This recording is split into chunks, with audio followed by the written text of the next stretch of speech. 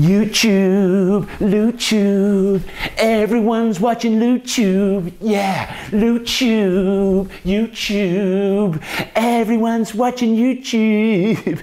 Oh, it's great to be here. Thank you so much for subscribing. All the new subscribers I've got, I mean, I was really thrilled. What they did, took me a while to work out, you know, just put it down to age, a bit thick. But what they did was when you subscribed as a new subscriber, a new user on YouTube, there were these 4 channels that were picked for 2 days. 4 channels for 2 days. And when you signed up to be a new member of YouTube, one of those channels was LootTube. It was my little channel. Isn't that fantastic? So I had all these subscriptions, these new subscribers, and I thought, well, I don't know, it's only fair that I say something to them all. So here we go. Hello!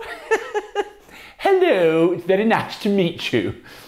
About 1,000, more than 1,000, I can't even keep track. No, nearly like 1,500 in 2 days, which was very nice. I don't know if you'll all watch what I do, but if you do, thank you very much. Just to kind of update on the whole making do thing, I did this, excuse me, I'm just going to put these down, put my specs down. I did this thing when I was driving to Scrap Heap the other day. Oh, I mean, it was fantastic. It's important. And yes, the batteries only last 190,000 miles, which is quite a long way, really. I've never had a car that's done 190,000 miles, so. It was brilliant. I was sitting in my car, driving along the motorway, and I was getting 63.2 miles to the gallon at the time. Not that I want to harp on about that. And driving down the motorway, really safe, camera on a lovely camera mount on the window, microphone attached, quiet, because it was running on electricity. Like that. Slightly downhill. Okay, I was going slightly downhill. Jeremy Clarkson overtook me, like that. Wasn't going that fast, 68 miles an hour, about that. And while I was driving along, I was talking about what making do this year, my year of making do. As you can see, I'm not exactly in smart clothes. This is a 10-year-old shirt, a 7-year-old t-shirt. My trousers are a disgrace, so I don't want you to see them. And I was talking about how it's awakened this sort of consciousness in me, because making do, deciding out of choice, not necessity, to not buy anything for a whole year, defines you. By the very act of doing it, it defines you as being middle class. And I'm middle class. My father worked in a building society, like a bank. And my mother was a charity worker. And so, you know, I am middle class. And this is what I was talking about in the car. Well, just to cut a long story short, there was some widdly focusy thing. So you could hear it really well. I've done one before where you couldn't hear it or see it. But this one you could hear. You couldn't see it because it just constantly went out of focus. Every time I went under a bridge, it would suddenly go into focus, and then I'd go out in the daylight again. It was really out of focus. So it's just unwatchable. I can't put it up because it's unwatchable. It's a shame. But anyway, so it was all about making do, not buying anything, being a kind of middle class decision. And all the people around the world who've decided to make do are effectively, for want of a better term, and I wish there was a better term, middle class, upper class people. Interestingly, the 1 or 2 people I know who live around where I live, who are really like proper posh, you know, their dad was a lord, you know, like my dad was a bank manager, their dad was a lord. And they make do anyway. They're really interesting because being posh in England doesn't mean to say you're rich. It doesn't mean you're poor, but you're not necessarily rich. All their kids wear second-hand clothes, they drive battered old cars, they live in lovely old battered houses that they've usually inherited. And they don't buy new stuff. They don't like new stuff. Whereas all the working class people that I know, that I've worked with, whose fathers had kind of manual jobs as children, they may now make loads of money themselves, and they love buying new things. And that seems to be a definition. I mean, there might be a way of defining defining a new class system by the way you consume. There's these things in England called jumble sales. I don't know how to describe them to people from overseas, but it'd be like a sort of thrift shop for a day in like a village hall or a community centre or something. And the jumble sales, so everybody chucks out all the clothes they don't want, they put them in big piles on tables, and it raises money for charity or for schools or that sort of stuff.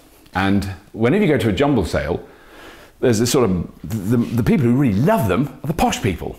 They love going to jumble sales because they don't like wasting money on new clothes. Very sensible, really. when you think about it, it is very sensible. And that is a posh thing to do. So actually, making do for a year, I'm actually being rather posh. Hello, my name's Robert, and I'm really terribly posh, and I don't buy new things. No, I just make do with what I've got, but I do have a rather large stately home to do it in. Oh, please visit, it is open to the public on Tuesdays and Thursdays. We've got some rather nice art in the old gallery. Yes, Daddy put it there. Well, actually, and Grandad. Now, what am I doing? Going on like a twat. So anyway, so that's a bit of making do analysis. A bourgeois middle class thing to do is to make do for a year. But the thing I love though is the weird thing that can only happen in this country is a certain group of people who have developed over the years what they consider to be a kind of working class way of life, even though they are middle class. And I think it's so funny because you don't come across it very often. My generation, when we were young, you know, it was cool and trendy to be working class. If you think of all the English bands of the sort of 60s and 70s, other than Roxy Music, who were all posh and went to posh school, they were all geezers. You know, the Rolling Stones, the Beatles, any number of popular musicians from that period. And then even later on, the punks, it was all a working class thing to do. I'm going to be a boxer or a rock star, and fuck you if you don't like it. That was what it was all about. And you know, you didn't really get a lot of people going, yeah, this next song, Pink Floyd were a bougie band. Yeah, they were posh boys.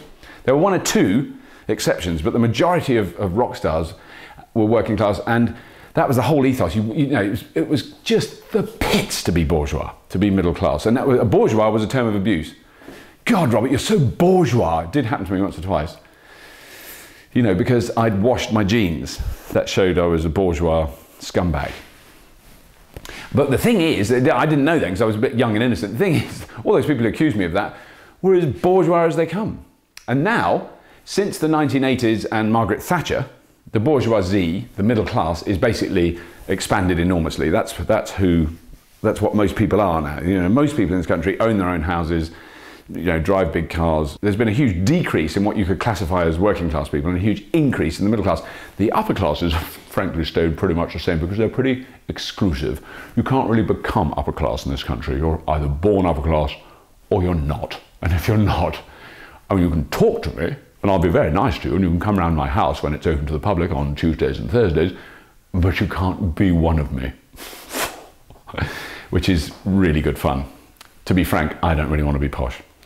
Although some people think I sound a little bit posh. So anyway, that's all from me for this little update. If you have subscribed to me recently, I love you, you know, in a physical way. I'm not shy. I'll do anything. Do anything for a new subscriber. It's brilliant somehow. I don't know why it doesn't really make any difference in the grand scheme of things, but I'm really excited about it. And thank you very much for subscribing. And I hope you enjoy the rubbish that I put out. Brilliant. See you soon. Take care. Bye. It's on. Hello.